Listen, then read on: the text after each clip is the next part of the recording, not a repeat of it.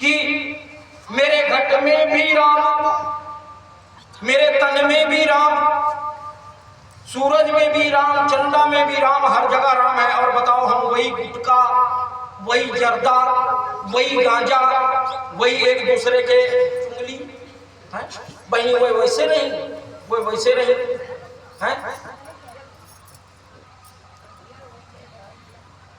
जो श्री गुरु महाराज जी को मानता है सही रूप में, उसको संसार से अलग होना चाहिए। संसार के बीच में रहते हुए कहते हैं कि जैसे कीचड़ में कमल। एक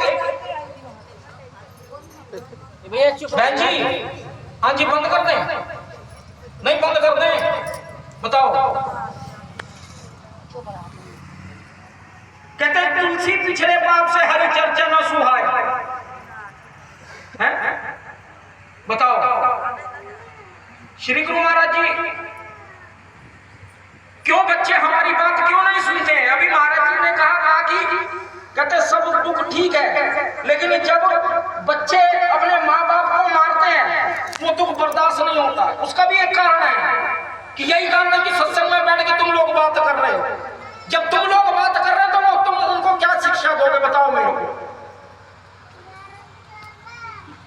ये हमारा श्री नंगली दरबार, श्री गुरु महाराज जी का दरबार शाही दरबार है, इलाही दरबार है। और दरबार कोई सा भी है, चाहे वो निरंकारी मत है, चाहे वो राधा स्वामी है, चाहे वो रूहानी वाले हैं, कहीं पर भी चले जाओ आप उनके सत्संग में जाके देख लेना, वहां चिड़िया तक पर नहीं मारती, चिड़िया भी चहचहाती नहीं है। कभी जाके उनके सत्संग में देखना, माता बहने एक साइड में, भाई एक साइड में, और सारे सेवादार खड़े, और जितना भी गुटखा तंबाकू जर्दा होता है ना वो सब गेट पे ही रखा लिया जाता है। महाराज जी मैं अकेले की मार गई, दो कुत्ता मेरे को बहुत जान से भरे। बताओ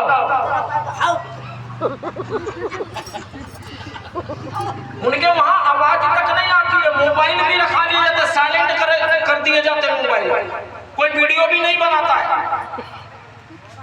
लेकिन यहाँ तो आजादी है, लेकिन इस आजादी का नाजायज फायदा ना उठाओ। अगर यहाँ पर आए हो तो कुछ लेके जाओ अपने बच्चों को। वही माँ बाप मार खाते हैं जो शुरू में उनको सही दिशा, सही नसीहत उनको नहीं दे पाते हैं, सही उनको शिक्षा नहीं दे पाते हैं। वही बच्चे गलत लाइन पे चलते हैं। और बताओ हम बच्चों की गलतियां दे रहे हैं कि हमारा लड़का हमारा सुनत नहीं है, पतोहिया सुनत नहीं है। पतोहिया कौन मेरे सुन नहीं, जब हर लड़का वही नहीं सुनत है, क्योंकि उसको शिक्षा मिली नहीं। और जिसको शिक्षा मिली होती है ना लड़के को, वो जिस दिन पहले दिन आती है उसकी अर्धांगिनी, तो कहते हैं कि ये तेरे भगवान हैं, ये तेरे माँ बाप हैं। और ऐसे नहीं कि एक बारी घरवाली ने कह दिया पत्नी ने पति से कि तुम्हारे माँ बाप तो रोज बोलते हैं, टह करते हैं, और वहां कह दिया पति ने ठीक है इनकी नहीं सुननी है, तुम अपने मर्जी से अपना काम करो, बस वही बेड़ा गर्क है। जब हम नहीं सुधरे तो हमारी औलाद कहां सुधर जाएगी? औलाद की दुहाई देते हैं।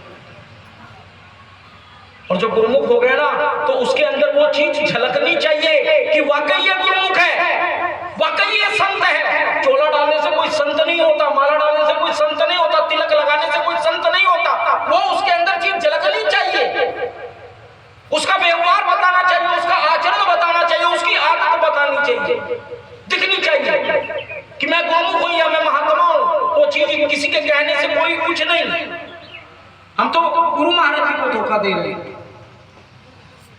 लेकिन उनको कोई धोखा नहीं दे सकता। कहा अपने आप को भूलकर हैरान हो गया और माया के जाल में फंसा बैरान हो गया। और हम गुरुमुख हो गए मनमुख से भी। अभी महाराज जी कह रहे थे ना, हाँ भाई कुत्ता, गाय, भैंस, बकरी, ये वो सुना रहे थे। और अभी हमारे पगलानंद जी भी कह रहे थे ये जो तन है ये बहुत कीमती है और ये मोक्ष का साधन वाकई।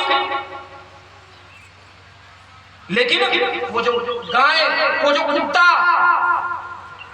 जो हमारे घर का जानवर है, वो अपने मालिक को पहचानता है, लेकिन हम अपने मालिक को नहीं पहचानते।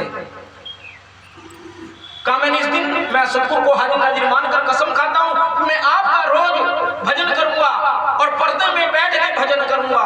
कौन करता भजन? आज तो हमारे करियाओं बहुत पिराते थक गए, काम कहने नहीं है। हर काम के लिए टाइम है लेकिन भजन करने के लिए टाइम नहीं है। आप लोग बड़े महान हैं, बहुत अच्छे गुरुमुख हैं कि जहां पर भी सत्संग होता आप लोग चले तो आते हैं, लेकिन आने का फायदा आप लोगों का जब ही है कि जब आप यहाँ से कुछ लेके जाओ। यही तो समय है हमारे पास, यही वक्त है का संत देखते साईं आवे याद, यही घड़ी सुलगनी बाकी दिन बर्बाद। बाकी तो अभी घर चले जाओगे अपनी बहुओं में, अपने लड़कों में, पोतों में। गुरु महाराज किसी को हटाते नहीं है कि तुम अपने बच्चों को ना खिलाओ, उनको कमा के ना